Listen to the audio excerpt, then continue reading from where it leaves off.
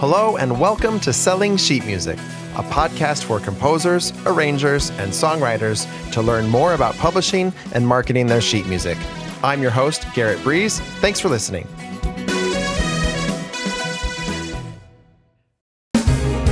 Scoring Express is a collection of professional templates for Sibelius and Dorico, based on the same templates used at NYC Music Services. Each Scoring Express package is much more than just the templates. It contains high-quality music and text fonts, manuscript papers, and house styles. The settings in Scoring Express files are the result of decades of experience producing music at the highest level, meticulously calibrated to get great results every time. There are suites for chamber music, jazz, theater and studio, and the new choral and vocal suite, perfect for songs, choral anthems, and hymnals, with publisher-level quality results right away. Get started using Scoring Express today at scoringexpress.com. Make your music look as good as it sounds.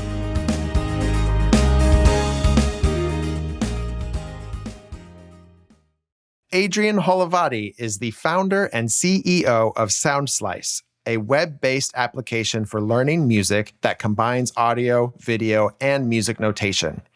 We recorded this conversation in July of 2025, a few weeks after Soundslice was in the news because Chat GPT was directing its users to Soundslice, promising a feature that did not exist. What makes the story even more insane is that in response, Adrian decided to quickly develop and implement that feature, making Soundslice arguably the first company in history forced to add a feature to its product because of an AI hallucination. Hello, Adrian. Welcome to the show. How are you doing today? Hey, good. Good to be here. Thanks for having me. I'm really excited for this conversation.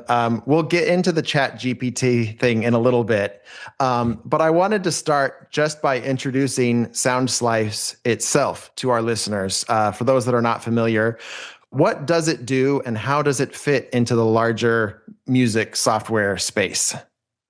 It's interactive sheet music software for learning and practicing and teaching. So the idea is that you as a performer learn better if you have not just sheet music, but you have source recordings that are synced with it with various practice tools like looping, slow down, the ability to hide parts, the ability to see various instrument visualizations and videos. So it's sort of this intended to be the ultimate music practice environment.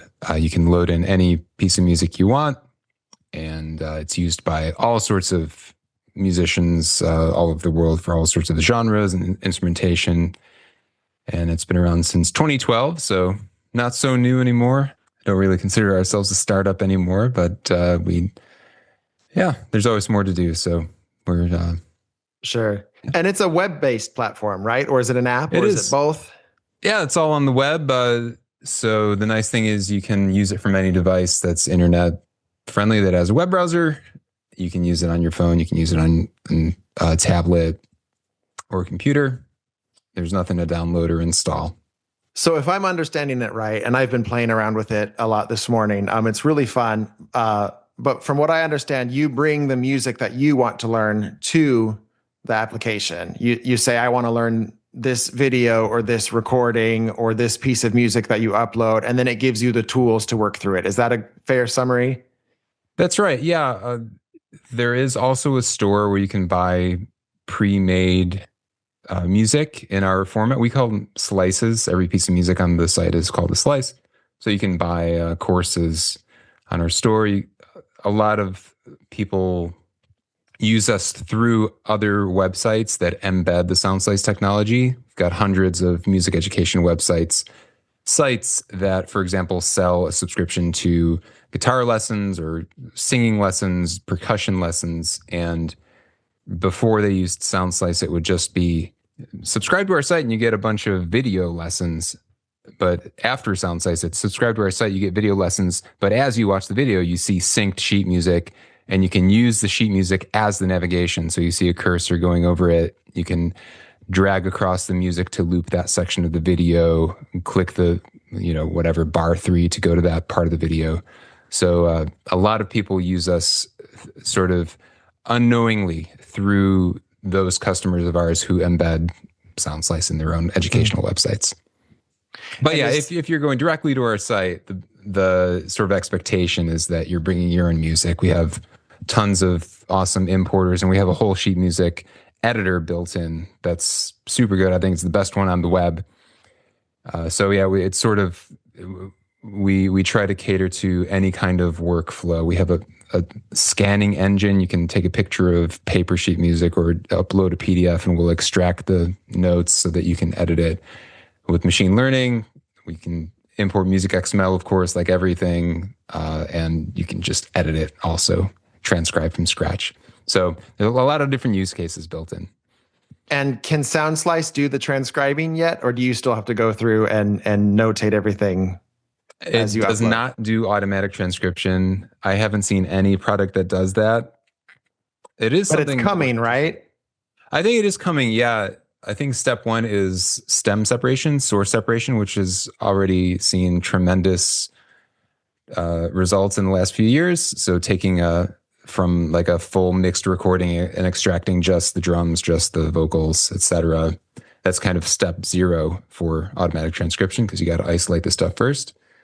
But no, with Soundslice, it's if you are intending to transcribe an audio recording, and in fact, that's why I even created this in the first place 12-ish years ago, was because I'm a jazz guitarist who transcribes a lot of old jazz recordings for which the sheet music does not exist, because it only, no one ever wrote this stuff down. And I would spend so much time transcribing, and I'm not a good reader. So I would, spend an hour transcribing some old solo. I'd come back to it a week later and I wouldn't even understand it, because I would need to go refer to the original source recording. So I wanted something that would combine the notation with a recording, so you can sort of get the best of both worlds for all sorts of learners, Yeah. How different is the Soundslice of today from the vision you had in those early days? How has it changed or evolved from what you expected, or has it pretty much met your expectations? It's changed dramatically. It originally started as only a tablature software. It had no notation. It was only for guitar tablature, for specifically transcribing YouTube videos. That was the original product in 2012. And the number one bit of feedback that we got was, this is so cool, but I don't play guitar. I play piano. I want this, Right. but for standard notation. And so we built a standard, music notation graphics engine in the browser, and multi-year project. And that's sort of the Soundslice of today. I mean, it's gone through many iterations, but yeah, originally it was just tablature. Yeah. So was the main technological hurdle just figuring out how to sync it with a recording or with a video? And for that original V1, the main technological hurdle was making a really nice user interface for easy transcribing. Mm. And it was really dumb, so to speak, because you would see a timeline of the video, just like a DAW, digital audio workstation, and you would just drag from one point to another point, and you would say, from this moment to this moment, this note is being played. It was just very, very drag and laborious. But I mean, it was a very nice UI, but it was totally different than the way that a proper musician would think about notating things. It was much more of a graphical thing. So that was the biggest challenge in those old days. Yeah. Well, one of the things I've noticed is just all of the features on Soundslice, you can find them in other software, but nobody has that combination, right? Like there are things you can use to slow down audio. There's things you can use to sync up to video. There's obviously things you can use to notate, but just the different combination of tools that are in Soundslice is what I find really fascinating. Exactly. And that was one of the reasons that I wanted this to exist, was because I was tired of juggling windows. I had a YouTube browser tab window open. I used software called Transcribe to slow down audio. Then, of course, I used Notation Editor to notate stuff. And it's just so, it's such a pain, because you end up spending way too much of your time just rotating between windows. Just the the fact that you can combine notating with listening to the audio in the same exact interface and the slowdown and looping, I think is the best transcription workflow on the market, totally. But I agree, nothing else combines all these things into one nicely designed package. And obviously I'm biased, right? But Sure. I'm speaking as a musician to the extent that I can look at it from the outside. I think it's just really good. So in your mind, is Soundslice a replacement of sheet music? Is it sort of the next step in its evolution, or is it something else entirely?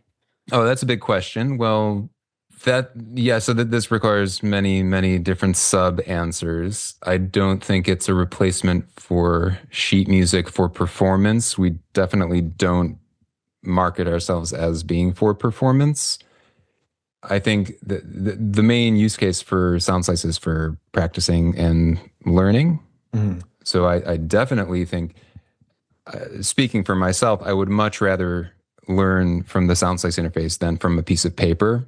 Mm. No question. If you're a high-end orchestra, first chair violinist or something, you are probably an amazing sight reader and you don't need tools like this. So you're totally cool with just paper, just showing up to the gig and maybe never even having seen the score. So there's different audiences. So but those people are probably the ones that are teaching as well. So, I mean, it kind of. Sure. Well, and the reason I ask that is I feel like in general, the transition to digital sheet music has been a lot slower than I expected, right? I think there was this sort of assumption back when everybody stopped buying CDs and started streaming their music that printed music would kind of go the same course, and here we are 15 years later. I'm still nursing a crippling finale addiction. The majority of publishers' income is from printed scores, and it feels like we're kind of stuck in a way that other parts of the music industry quite haven't experienced. Do you think there's a reason for that? Yeah, there's probably many reasons for that. There's reasons on the performer's side. There's reasons on the publisher's side. I'm a longtime web developer, 20 plus years. And I remember in the old days of the web in the late 90s, when I was first coming up in the industry, there was this, in the world of web design, people wanted to recreate magazine layouts on the web, and they wanted it to always look exactly the same, pixel perfect. But the thing is, on the web, you never know what fonts people have installed. You never know what their screen size is. Especially back in the day, like you never knew how many colors their screen supported. So you would limit your palette to certain colors, and it required a rethinking. And that philosophy is something that's stuck with me throughout the years. And that's the way that I look at sheet music interactively. You never know what sort of device the musician is using. Tons of people are using phones to read sheet music these days. Mm-hmm.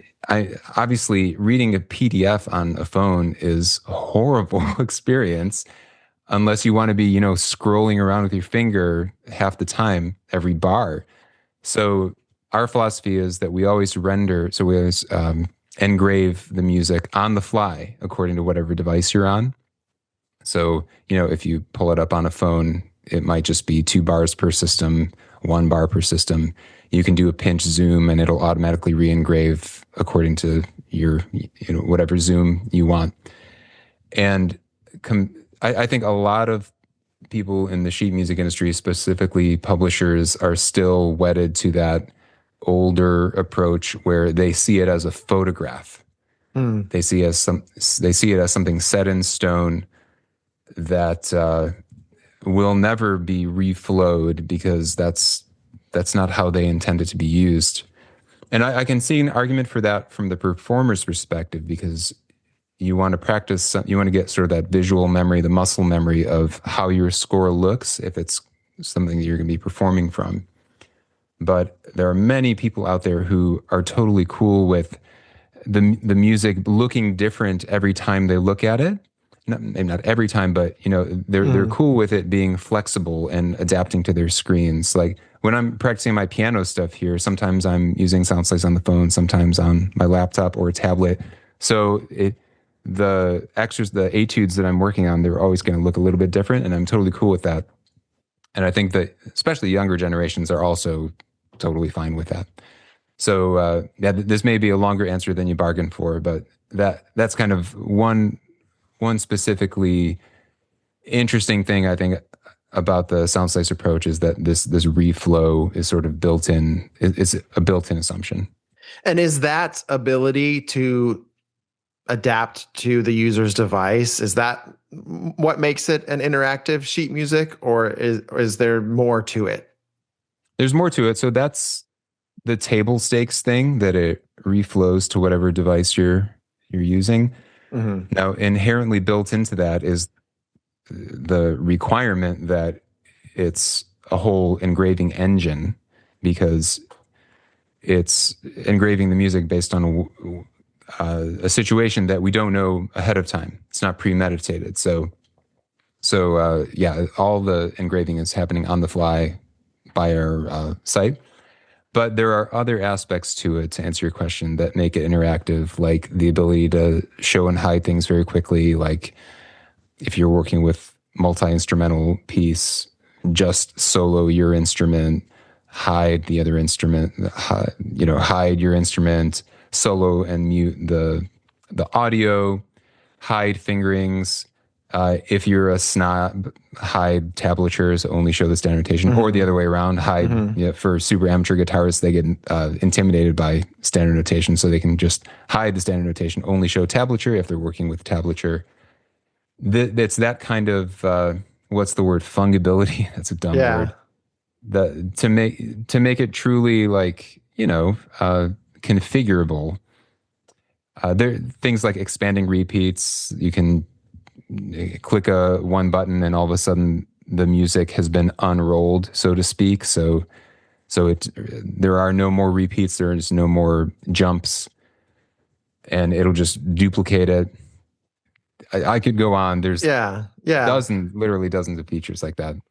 So when it comes to interactive scores, do they have their own set of standards, sort of like music XML and MIDI is the standard for like traditional notation software? Is there a different kind of file format that lets the interactive players talk to each other? Or is it an extension of MIDI? I know this is getting kind of in the weeds, but I'm just curious, like from the back end, is it a different type of file format, or is it the way that the application interprets the MIDI file or the XML file? Oh yeah, good question. I'm very happy to talk about that. So we have our own internal file format, which is the case for probably more than 80% of notation apps. But I'm one of the 3 people who maintains the Music XML specification, and we're working on a new format that's intended to be the successor to Music XML. It's called MNX, and it's going to be an open standard that makes a lot of this stuff easy and possible. So future notation apps will be able to use that format if they write the code to make things work. They'll be able to use MNX to do those sorts of more modern interactive notation things. Cool. When stay tuned. When can we expect to have it? Yeah, any year now. We've been working on it for many years. I highly recommend actually any technical listeners to get involved. It's an open development process. If you search for MNX, just the 3-letter acronym, it's part of the W3C music notation community group. That's like the technical term. Maybe you can toss a link to this. I'll put it in the description. So there's you can sign up to get an email every 2 weeks when we have our meetings, and you can contribute to discussions on github.com. That's where we talk about the technical stuff. So we definitely would love to get more contributors there. Awesome. If you're geeky. I'm geeky, but I'm also not that smart. Oh, come on. So you were in the news a few weeks ago because Chat GPT was sending its users to Soundslice, promising a bunch of features that you didn't actually have, which raises all sorts of interesting questions. But you decided to go ahead and change Soundslice to make it do all of the things that Chat GPT thought that it could already do. So walk us through how this whole situation unfolded and why you decided to respond in the way that you did. What a weird world we live in. Yeah. So this specifically started with our scanning feature, where you can OMR, optical music recognition, where you can scan PDF or photo and get the semantic, digital notation. Every couple of days, I look at the error logs to see if there are any patterns like in the problems, to see if there's anything we can do to improve. And I started seeing a couple months ago a whole bunch of screenshots of Chat GPT sessions. I knew they were Chat GPT because it said at the top Chat GPT, like it was very clearly obvious Chat GPT. And they were always guitar tablature in just ASCII plain text format, super old school. Like when I was learning guitar in 1995, that's what you would use online to get your tabs. And we didn't support scanning ASCII tab. We do support published tab in our OMR engine, but not ASCII tab. So it's like, what? Why is this happening? And just explain the difference between those two real quick. Yeah, sure. Well, this ASCII tab, it's so bare bones and lame, frankly. It's just you use dashes, like you just hit the dash character a couple of times in a row, and that represents a string. Oh, that's the thing when you're recreating the strings, like you in recreate your text? the strings with dashes, and you pop 6 of them together in a row, 1 per line, and then you write the numbers. That's the fret that you put your finger on. It's great for amateurs because you don't have to know anything about music theory, anything. You just get the raw information about where to put your finger on what string. So anyway, and publish tab is like, you have the standard notation, and then below every note, you have the 6 tablature lines, and it looks a lot more professional. Mm-hmm. So yeah, we started getting these weird ChatGPT screenshots, and I ended up going to ChatGPT myself and trying to trigger it, and it ended up being really easy. I said something like, yeah, please, ChatGPT, please generate a guitar exercise that uses the harmonic minor scale, blah, blah, blah, blah, blah, and then tell me how to hear it. That was a crucial question. So it gladly generated some exercise, some tablature, and then it said, if you'd like to hear this, go to soundslice.com, create a free account, and copy and paste this tablature and enter it into their system. And that just did not exist. It was total fabrication, a lie, you might say. So hallucination, I think, is the word the internet has landed on. The term of art. But I mean, that's galling. As a business owner, you're getting customers. They're coming to your front door with an expectation that they've been told by a product that they trust. Like presumably they trust ChatGPT. They're using it to ask questions and stuff. And they have a totally false, fabricated expectation. So it's like, what do we do from our perspective? Number one, we just ignore it. That's bad because then people are coming to us and they're like, oh, Soundslice sucks. I guess it doesn't actually do this. They're not going to, my thinking is they're not going to draw ire. The ire is going to go toward Soundslice and not ChatGPT because they probably never heard of us. They have an existing relationship with ChatGPT. Mm-hmm. So I think that's a bad option if we just don't do anything. Option number 2 is to put like some banners in strategic places like, oh, by the way, if you're coming from ChatGPT and you happen to be looking for an ASCII tab feature, that does not exist. And that just seems really disproportional and lame. Mm-hmm. Just kind of weird because that's 99% of our users are going to see that and like, what is that? That doesn't apply to me. And then option number 3 is just, spend a couple hours and implement the feature. So that's what we ended up doing. We added a bespoke importer for that ASCII tab, that super bare bones ASCII tab thing. And now, if ChatGPT lies to you about this existing, it is no longer a lie. It's crazy.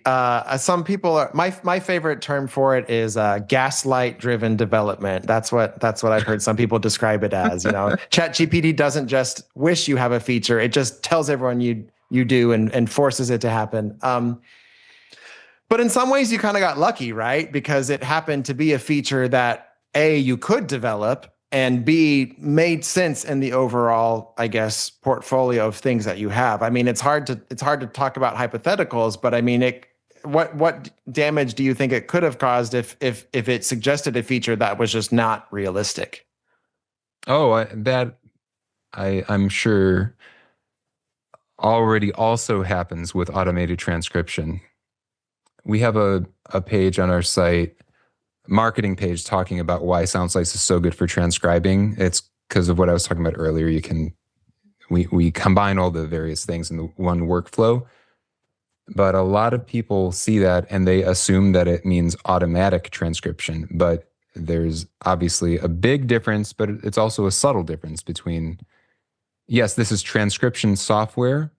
Some people see that means it transcribes for you automatically, and other people think that's transcription software of the older kind that helps you manually transcribe. And the latter is what we do.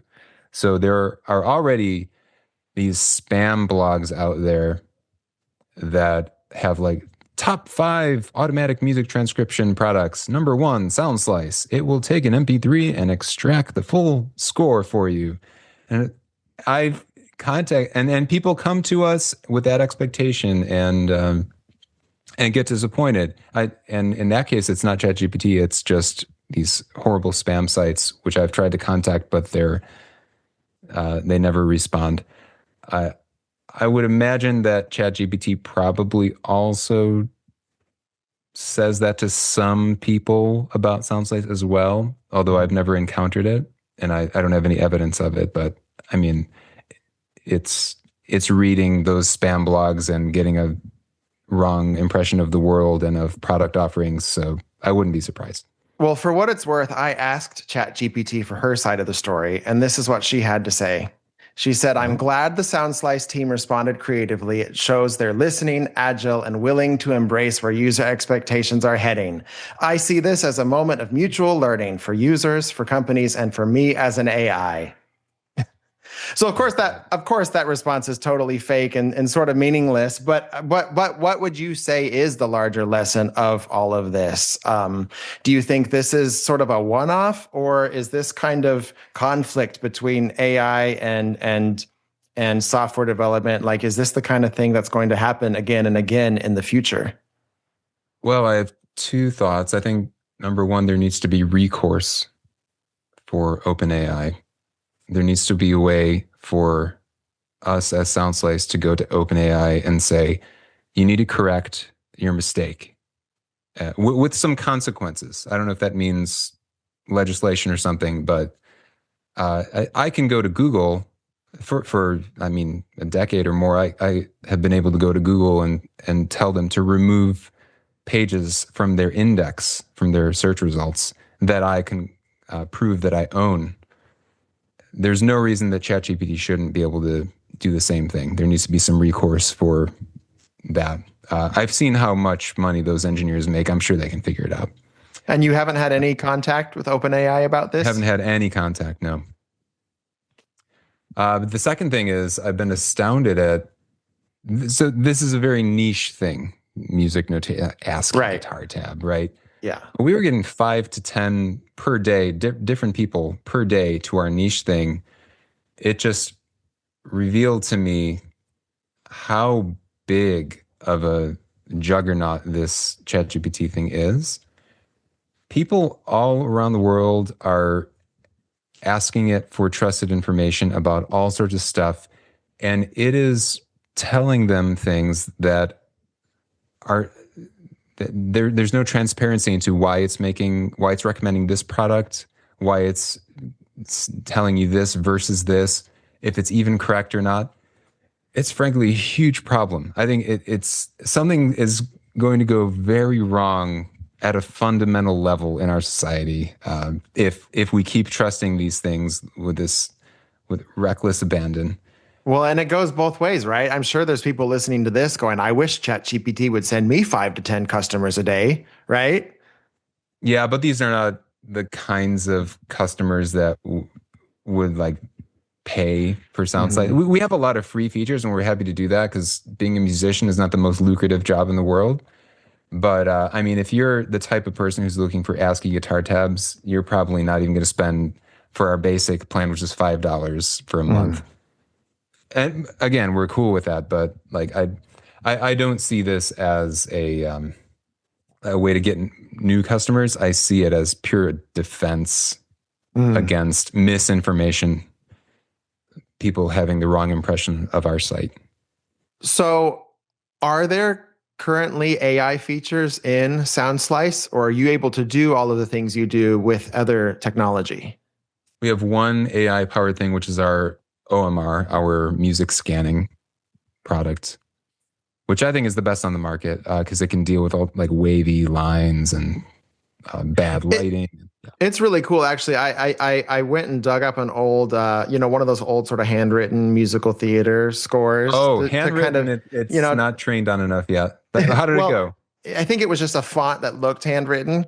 But anyway, the thing that I liked about it was after it scanned everything, it had a bunch of questions like, is this supposed to be a half note or a whole note? Like it had all these different things that were flagged. Like, this isn't really clear in the notation. Like, is this at the same time or not? And that's not a feature that I've seen in other places. I've seen things that are asking like, what's the time signature? But it's like, these were actually smart questions. And so the fact that it was able to process that and, sort of put it through its paces and figure that out was really impressive.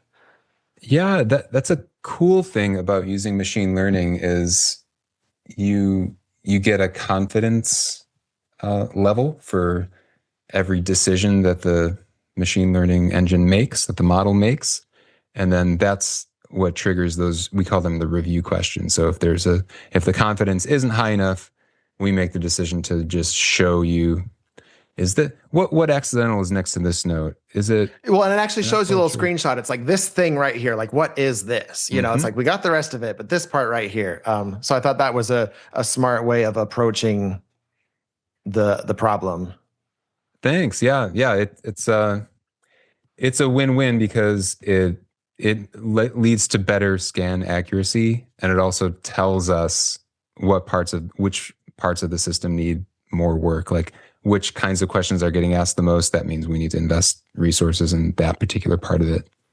So what do you think the future holds for Soundslice? What's the next big thing you're working on? What can we expect to see as all of this new AI stuff starts becoming more and more integrated in everything?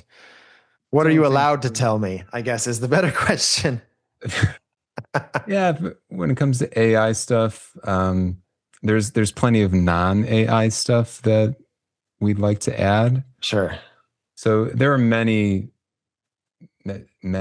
features like a lot of people want to do get feedback on their playing, feedback on their intonation, feedback on their timing and pitch, which is something that other products do. We don't have that yet. That's been a recurring request. It's something that as a musician, I've been philosophically opposed to because Interesting. Yeah, it's kind of a whole other topic, but I think personally I've come around to it, but I think the red note, green note, you don't want the robots evaluating your performance. Well, I think it can be too negative for a beginner. And then there comes a point where you don't need it anymore because if you're on pitch, if your timing is okay. So it's really for the middle ground type of musician. And yeah, I'm personally a little bit skeptical. But with that said, we've gotten enough requests for it that from students and teachers alike that we'll probably add it at some point. So that's one thing. More more of a practice archive of your own practice, we already have a very lightweight thing where you can mark a piece as practice today, and you can see your practice history in a calendar, and keep a streak, etc. But it could be nice to add more things to that, like record yourself. Here's how I sounded today. Here's how I sounded 2 weeks ago on the same piece. We recently added something I think is really cool, which is the ability to practice with not our graphics engine, but actually whatever score you're going to be performing with, or whatever you've scanned from IMSLP or whatever. So it replaces our engraving with whatever engraving you scanned, but it still continues to be interactive. So you can still click on it to go to that moment of the audio. You can still drag across it to loop that section of the score. So that's super, super cool. And eventually we want to add some sort of library of public domain music. I'm giving you sort of... Sounds like you got a laundry list of stuff all sorts of to stuff. work on. And we work very quickly. So like, we don't have like a 5-year plan or 3-year plan or anything. It's just whatever we're hearing from customers. Eventually, I'd love to do automatic transcription as well. That's a big project, obviously. That would involve machine learning. And we've got some capability and some infrastructure for that now because of our scanning feature. So it would be a nice next step for us. But that's obviously a big project. It's kind of a holy grail. Right. I mean, I think that's the big one, right, for a lot of people. And there are some AI tools that claim to do it or to do it okay, right? But nothing's quite on the same level as just doing it yourself. Well, and actually, let's end with this. How about, because you've been very generous with your time. I encounter a lot of musicians that are very resistant to every new technological thing that comes along, every new change, every new feature, every new development.